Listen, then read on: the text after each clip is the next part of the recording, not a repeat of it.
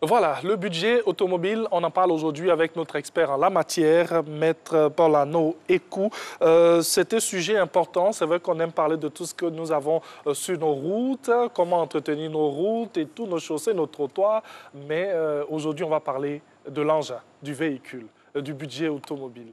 Comment est-ce qu'on déjà on le détermine ce budget-là? Bonjour et bienvenue. Bonjour Angeval, bonjour Alice, merci beaucoup.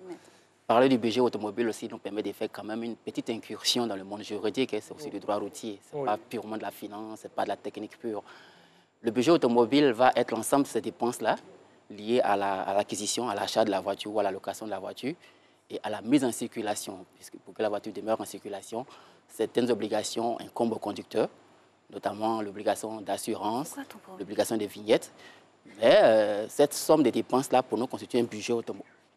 Allez-y. Constitue un budget automobile qu'il faut, avant l'acquisition de la voiture, prévoir et pendant que la voiture est en circulation, mettre de l'argent de côté pour pouvoir y subvenir. Et donc, à plusieurs aspects, il faut s'organiser pour pouvoir en acquérir. Alors, quel est le budget automobile moyen d'un Ivoirien? Vous qui êtes très imprégné dans...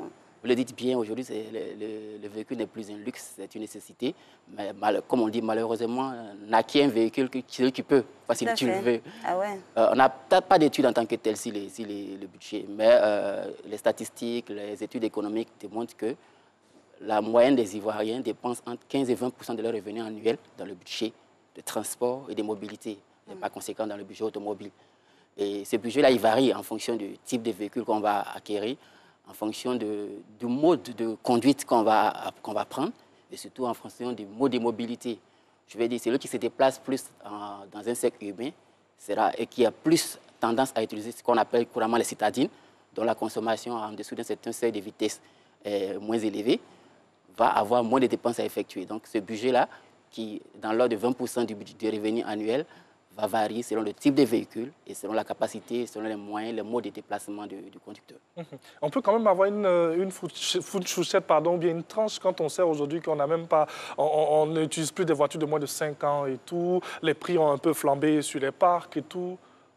Contrairement à ce qu'on croit, je ne dirais pas que les prix ont un peu flambé. Peut-être que nos habitudes ont été cassées, puisque quand on acquérait des véhicules d'un certain âge, dont l'Argus était suffisamment bas, quand on paye une voiture de 10 ans, vous avez l'impression que c'est moins cher à l'achat, parce que l'Argus a fait que la voiture était dévalorisée. Généralement, les voitures s'amortissent au bout de 3 ans. On ne va pas avoir le même prestige, le même effet que quand on paye une voiture de moins de 5 ans. Donc, c'est véritablement le prix du véhicule à l'âge qu'il faut. Mais on avait de mauvaises habitudes à l'époque, on les payait plus vieux, plus âgés, donc on ne sentait pas la différence. Donc, je ne vais pas dire que les prix ont flambé. Je dirais même que des prix, en raison d'une certaine concurrence, même ont tendance à baisser, puisqu'il y a de nouvelles marques qui sont entrées sur le marché.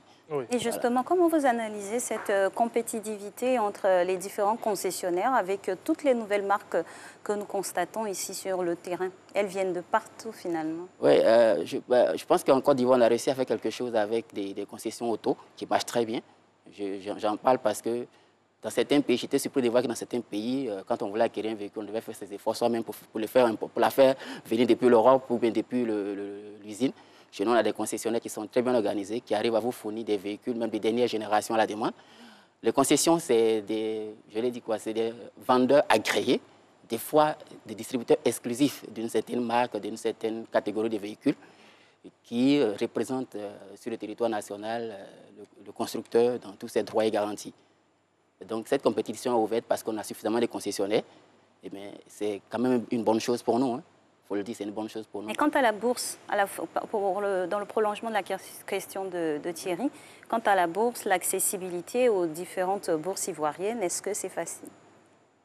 Comme je le disais en début, naquit la voiture que celui qui peut. Ah, donc, je pense que, je pense que les prix sont quand même assez raisonnables par rapport à la comparaison de ce qui se fait chez raisonnable, vous avez dit. Oui, assez raisonnable, j'estime.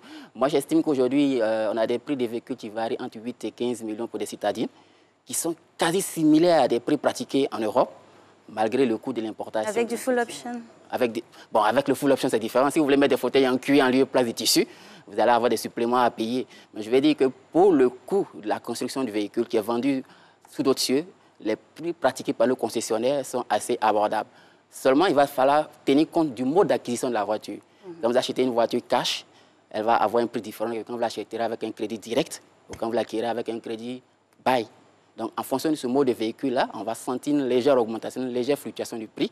Mais je vais dire que le prix de la voiture, pour ce qu'elle offre et pour ce qu'elle vaut, est quand même assez raisonnable sous nos cieux.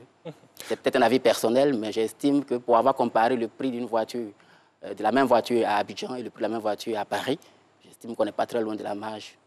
Alors, vous avez évoqué le mode de paiement. Ça nous intéresse. Si on part sur le principe hein, de prendre comme ça un crédit bancaire pour acheter une voiture, est-ce une bonne affaire? En principe, ça devait être une bonne affaire. Bah, ça va dépendre. J'aime votre réserve. En plus, ça devait être une bonne affaire. Généralement, on oublie souvent, je pense que l'économie se finance par crédit. C'est le rôle de la banque de soutenir. Donc, la banque est capable d'offrir des prestations de crédit à la consommation et des prestations de crédit professionnelles. Donc, ça devait être une bonne affaire. Il faut pouvoir étudier cette offre et puis prendre le crédit.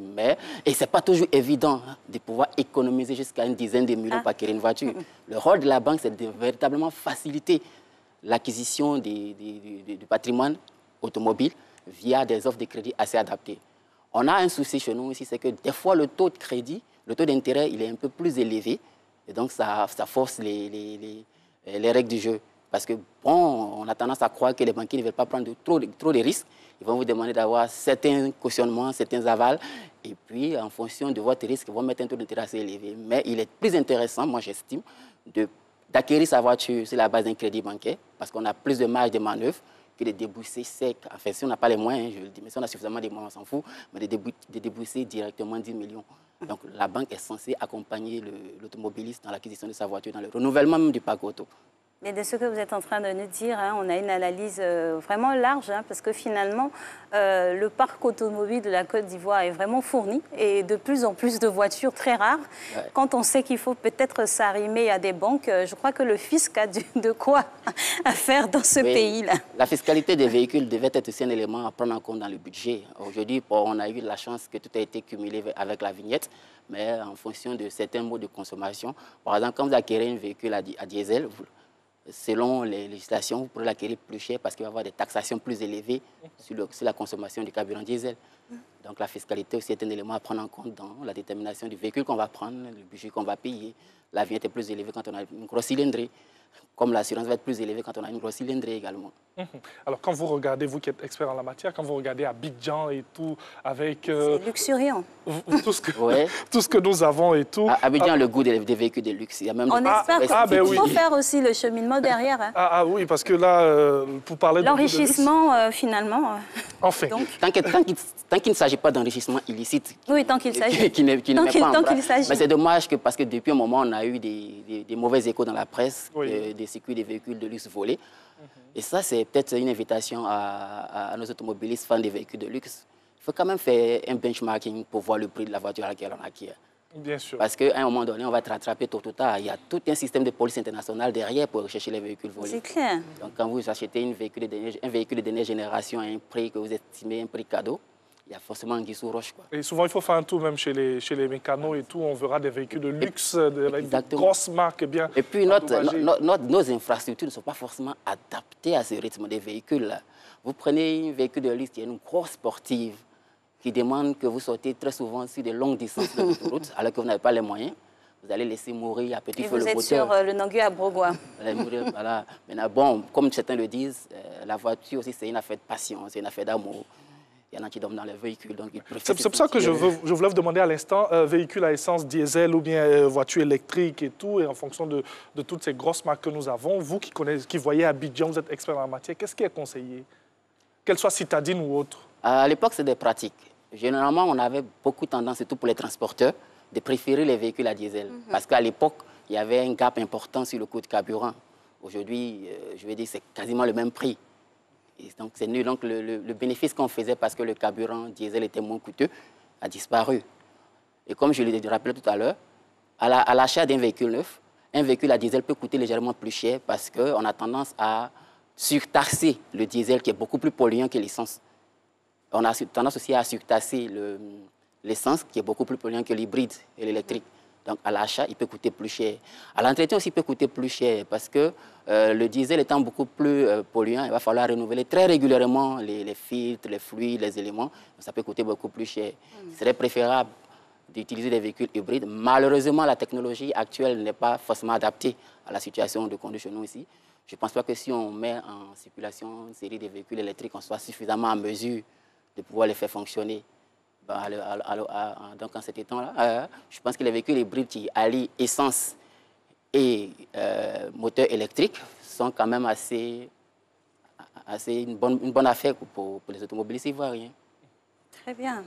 Mais pour rester sur notre sujet par rapport aux véhicules, à l'achat, il est préférable de prendre un véhicule neuf ou un véhicule d'occasion quand on sait que maintenant, il faut beaucoup privilégier des véhicules de moins de 5 ans.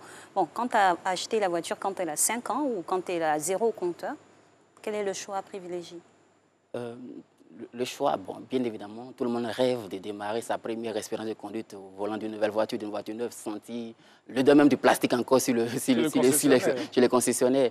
Mais ça va dépendre, comme je le disais tout à l'heure, de vos modes de mobilité.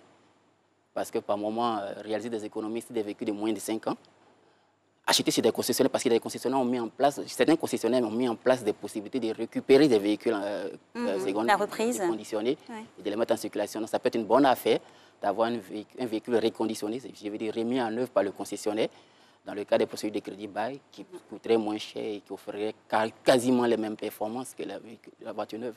Merci beaucoup. Merci beaucoup. Merci à Maître Paul Anoekou. Voilà, nous avons avec lui parlé du budget automobile. J'espère qu'on vous a donné quelques idées. Hein. Donc, au sorti de Matin Bonheur, on pourra quand même se permettre certaines choses. Enfin, Inch'Allah.